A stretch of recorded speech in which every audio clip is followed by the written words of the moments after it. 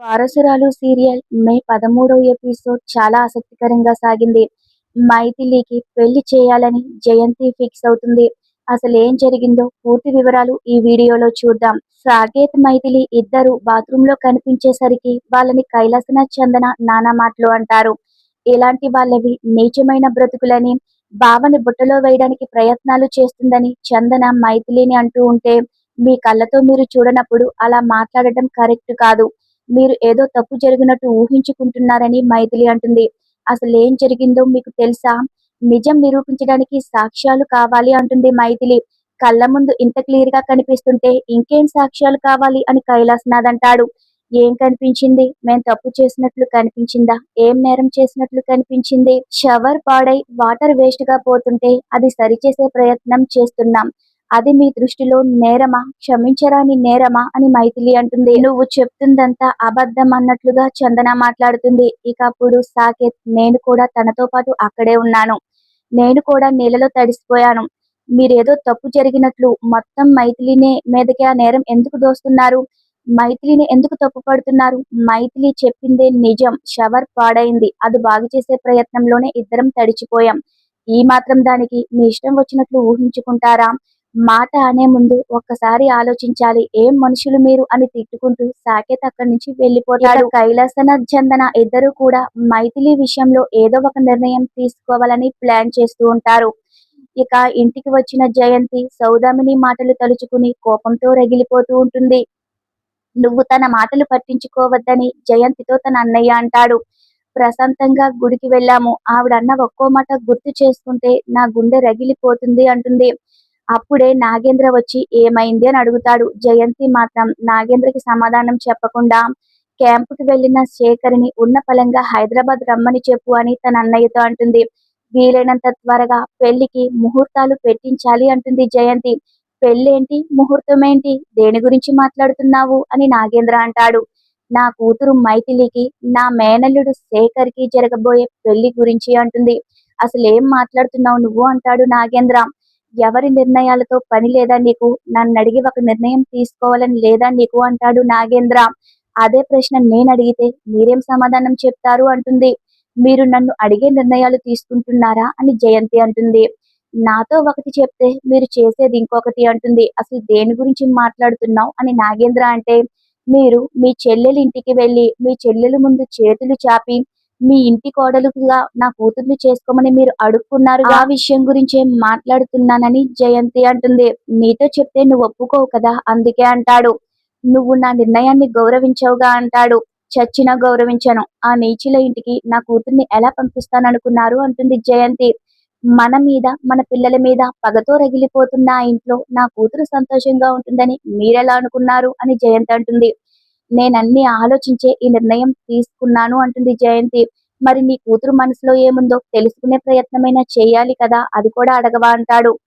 నా కూతురికి ఏం కావాలో చిన్నప్పటి నుంచి మొత్తం నేనే చూసుకున్నాను.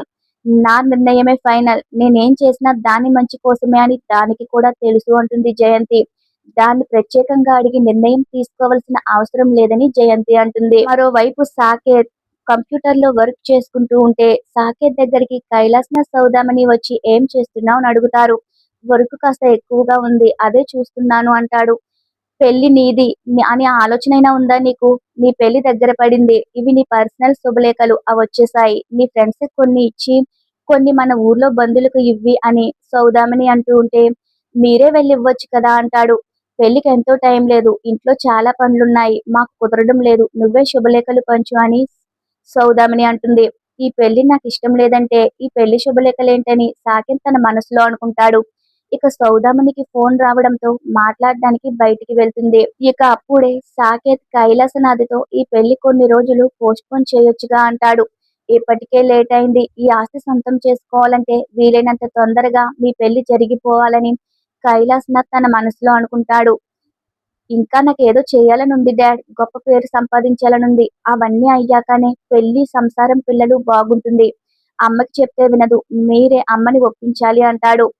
పెళ్లి, పెళ్ళం, పిల్లల వల్ల మన లక్ష్యం చేరడం కొంచెం ఆలస్యం అవుతుందేమో గాని పూర్తిగా ఆగదు కదా అని కైలాసనాథ్ అంటాడు. పెళ్ళయ్యాక కూడా నీ పనులు నువ్వు చేసుకోవచ్చు అంటాడు. నేను చెప్పాల్సింది నేను చెప్పాను.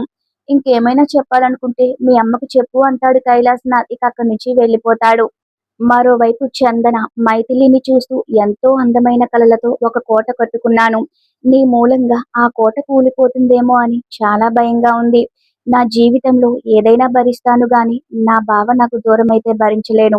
మా ఇద్దరి మధ్య అడ్డుగోడలా ఉన్నది నువ్వు. నిన్ను తొలగించుకోక తప్పదు అని అనుకుంటూ ఉంటుంది. అప్పుడే తన చేతిలో ఉన్న కర్చీఫ్ కి స్ప్రే చేసి మైథిలి స్పృహ తప్పిపోయేలా చేస్తుంది.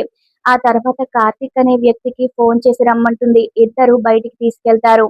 నువ్వు ఎక్కడికి తీసుకెళ్తావో నాకు తెలీదు గాని నువ్వు మాత్రం మా బావతో నా పెళ్లి అయ్యే వరకు ఈ మైథిలి అడుగు ఇక్కడ పడకుండా చేయాలి అని చెప్తుంది. అప్పుడే సాకేత్ దగ్గరికొస్తాడు. నువ్వు చేస్తున్న పనేంటి అంటాడు. ఏం చేయాలనుకుంటున్నావు అంటాడు. ఇక చందన షాక్ అవుతుంది. ముక్కు మొహం తెలియని వాళ్ళకి కారు ఇస్తావేంటి అంటే నువ్వు కారు గురించి మాట్లాడుతున్నావా అంటుంది చందన. నీ కారు ఇతనికి ఎందుకు ఇస్తున్నావు అని అంటాడు. నా కారు సర్వీసింగ్ ఇస్తున్నాను. ఇతను నా ఫ్రెండ్. తెలిసిన వాళ్ళకి ఇస్తే బాగా చేస్తారని ఇస్తున్నాను అంటుంది. కారు డిక్కీలో నుంచి మైథిలి చీర కొంగు బయటికి రావడంతో అది ఎక్కడ బావ చూసేస్తాడో అని చందన కంగారు పడి టెన్షన్ పడిపోతూ ఉంటుంది. మరి మీ ఇద్దరికి చెమటలు ఎందుకు పడుతున్నాయి అని అంటాడు సాకేత్. ఎందుకు టెన్షన్ పడుతున్నారు అని అడుగుతాడు. ఎండలు ఎలాగున్నాయి చూస్తున్నావుగా అందుకే ఈ చెమటలన్నీ కవర్ చేసేస్తుంది. ఇక కార్తీక్ ని ఏదోలాగా కవర్ చేసి అక్కడి నుంచి పంపించేస్తుంది. మైథిలిని తీసుకుని అతను వెళ్ళిపోతాడు. నువ్వు చేస్తున్న పనులు నాకేమీ నచ్చడం లేదని ఇక సాకేత్ కూడా చిరాగ్గా అక్కడి నుంచి వెళ్ళిపోతాడు. ఇంకెన్ని రోజులు బావా? 4 రోజులైతే మన పెళ్లి అయిపోతుంది. అప్పుడు నిన్ను నా దారికి ఎలా తెచ్చుకోవాలో నాకు బాగా తెలుసని చందన అనుకుంటూ ఉంటుంది. ఈ రోజు ఎపిసోడ్ ఇలా ముగిసింది. ఇక రేపటి ఎపిసోడ్ కోసం మన ఛానల్ ని సబ్స్క్రైబ్ చేసుకోండి. అప్పుడే మన వీడియోలు అందరికంటే ముందు నోటిఫికేషన్ రూపంలో మీకు కనిపిస్తాయి. Thanks for watching our video.